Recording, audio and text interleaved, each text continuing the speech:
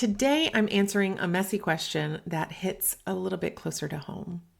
It's about our family's experience navigating our son's autism diagnosis. This month is Autism Awareness Month, which has become newly significant for me and my family as our youngest son was recently diagnosed with autism. All month long, I'll be answering a series of messy questions related to autism, parenting, faith, and everything in between. But for our first messy question, I thought I'd start by simply sharing a bit of our family's journey, what this experience has been like for us, and what we've learned so far. And of course, I want to tell you a little bit about my son, Joel. This is our Joel, or Jolie Bear, as he's affectionately called in our home. One of my personal nicknames for him is Gioia Mia, which means my joy in Italian, because he radiates joy. When Joel smiles, he smiles big and bright. It feels like he's hugging you from the inside out, which is helpful because he doesn't give many hugs on the outside. See, Joel will be turning 3 in a few weeks, and we recently got the official confirmation that he has autism. And this past year, navigating evaluations, paperwork, fears, and a whole lot of emotions has been both deeply difficult, refining, and refreshing. So here's how it started. I actually grew up with a cousin who had autism, and as a therapist, I had general understanding from grad school and internships. I even did a stint at the May Institute where I got to see ABA therapy in action. But all of that felt distant. It wasn't my life. It wasn't my child. I even worked with a nonverbal autistic adult client in college who was sometimes aggressive. And while that was really hard, it still didn't prepare me for what it would be like when it was my own son. Joel's 18-month checkup was really the first time that autism ever entered my mind for him. He was behind in speech, sure, but so was his older brother at that age. So I wasn't concerned at all. I figured we'd get a referral for speech therapy just like we did with our oldest. No big deal. But then the pediatrician kept harping on the fact that he could not point. She would ask repeatedly, "Are you sure he can't point?" And when I kept saying no, the look on her face, it was like she already knew something I didn't. Like she was prepping me for bad news. Her eyes went wide and she nodded slowly with an expression full of pity. It honestly rattled me. I remember making light of her face afterward, even mocking it to my family. Like, seriously, he's only 18 months. Who cares if he's not pointing? We have to label everything these days, don't we? But the truth is, her face stayed with me for months. Every time I noticed Joel doing something a little quirky, like lining his toys up instead of playing with them, or getting completely absorbed in music or numbers, or not responding to his name when we called him, I did start to wonder, could it be? I wasn't ready to admit it, but deep down something had shifted, and I finally Googled early signs of autism. And once that door cracked open, I couldn't unsee things. But I wasn't ready to know yet fully. I even told a friend, I think there's a chance Joel might have autism, but I'm not ready to find out yet. I was stuck between denial and fear. And so the months before the diagnosis were a total roller coaster. Some days I thought, he's fine, he's just delayed. Other nights, I couldn't sleep, spiraling with questions like, will he be independent? Will he go to college? Will he fall in love?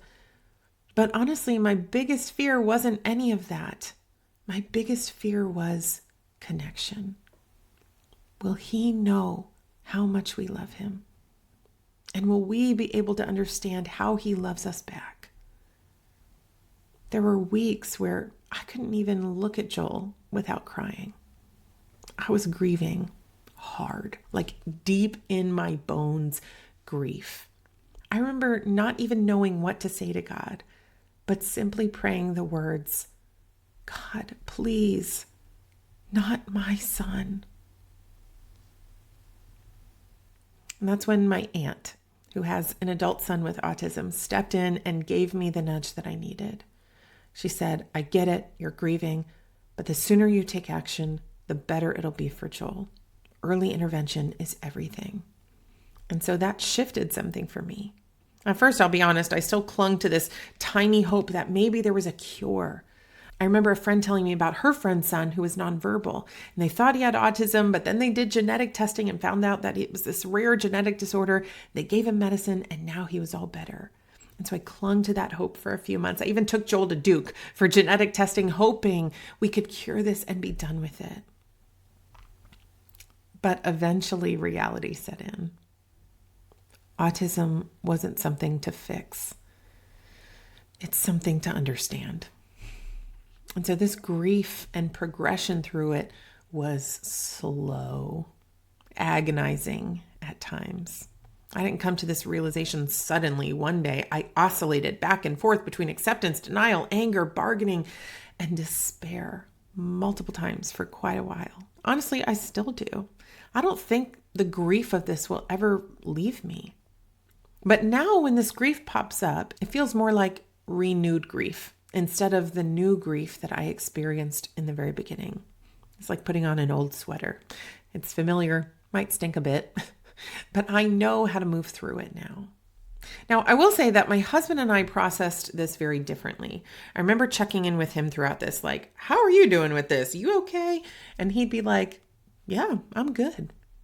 And I thought, well, he's either the absolute best emotional processor ever, or he's in complete denial and he's not processing at all.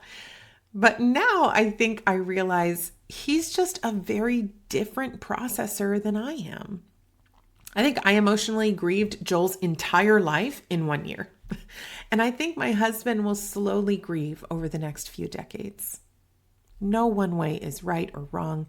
It just is. We all move through things differently emotionally, and I appreciate that my husband held space for the way that I grieve, and I'm grateful I can hold space for the way that he does too. So honestly, by the time we got Joel's official autism diagnosis, I had already done a lot of emotional work. And strangely enough, we actually celebrated that day because now we had words to describe our experience. We had this new community who uniquely understood what it was like to walk this journey out. We had a path forward. We could start getting Joel the support that he needed. So now we officially have a child with autism, and we feel really new to this, which has been really scary, but also really humbling in such a great way. It's been painful at times, like pruning back a beloved garden. There's cutting involved, there's loss, but there's also growth. This process has stripped away things that we didn't realize were crowding us, making room for something more rooted, more real. We have been broken by this. Hard stop. But that breaking has helped us grow closer to God, closer to each other, and clearer about what really matters. That's what this kind of refinement has felt like for our family. Painful at times, but also really renewing in other ways.